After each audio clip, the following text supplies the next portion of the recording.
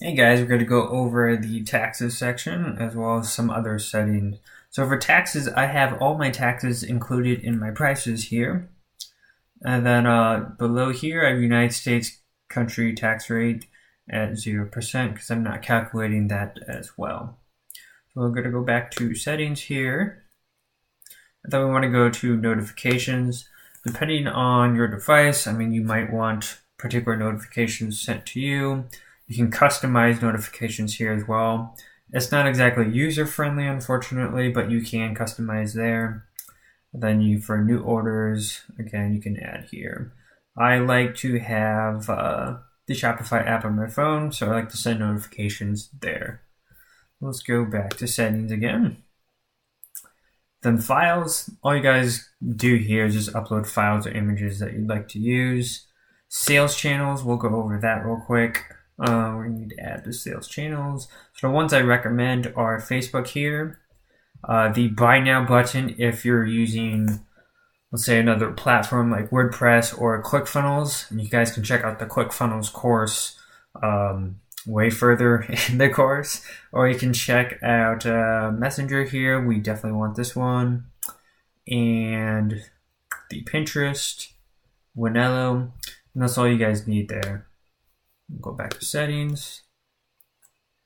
And then accounts, you can manage accounts. You can add particular staff users there. And of course, billing information, which I'm not going to dive down into because that's more personal stuff.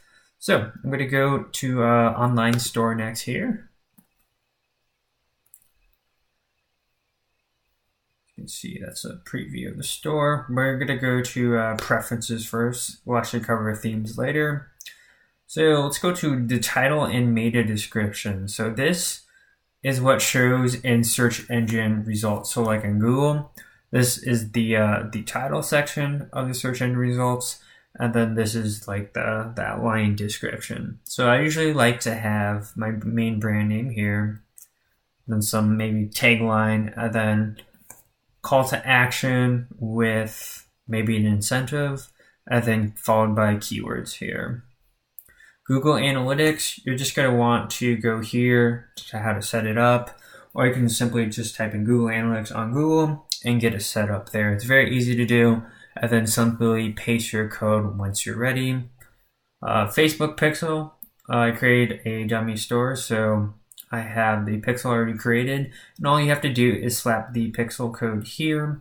I actually go over that in a video below. And then for the password page, you can exit out of it once you're ready to launch your store. Then I'm going to go to domains here. If we already got our domain from GoDaddy or whatever provider that you're using, you can connect the existing domain here and get it set up and you're ready to go. Very simple.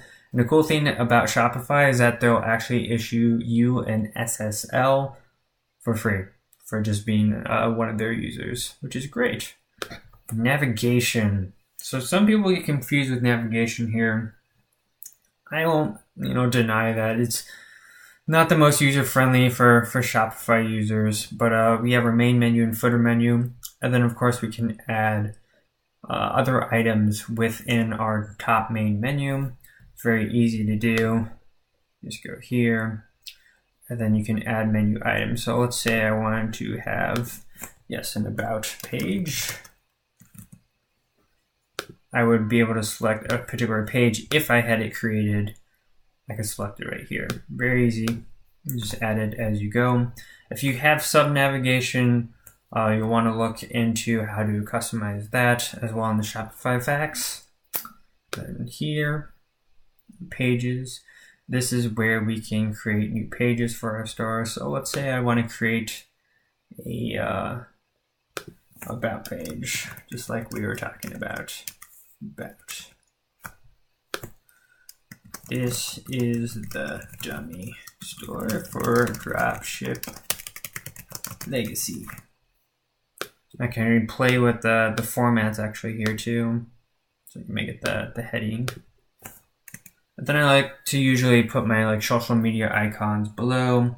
and then some, fun story of your business. It can actually be fictitious. You guys can do whatever you want. I use fictitious stuff for my stores, and actually I have like a fake staff picture on my stores. So yeah, you guys can do whatever you want, or it can be real, but I usually don't like to disclose my stores or have my face plastered over them unless it's a traditional e-commerce store. So go ahead and click save once you're ready. It's all about clicking save. I should note that if you are creating an about page, or not an about page, a contact page, my bad.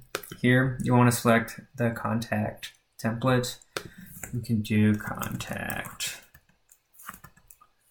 And then it'll actually automatically create a form below here for people that want to reach out to you. But any text you add above the fold, it will show as well. So reach out to us at any time.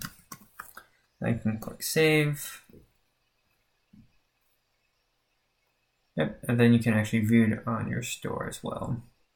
Blog posts, we can actually utilize this for our store to create more content for search engine optimization down the road, or if you're promoting something specific, or you can even have influencers guest posts on your blog, which is a pretty cool concept. But that's it for this setting section. I'll see you guys on the next video. Peace.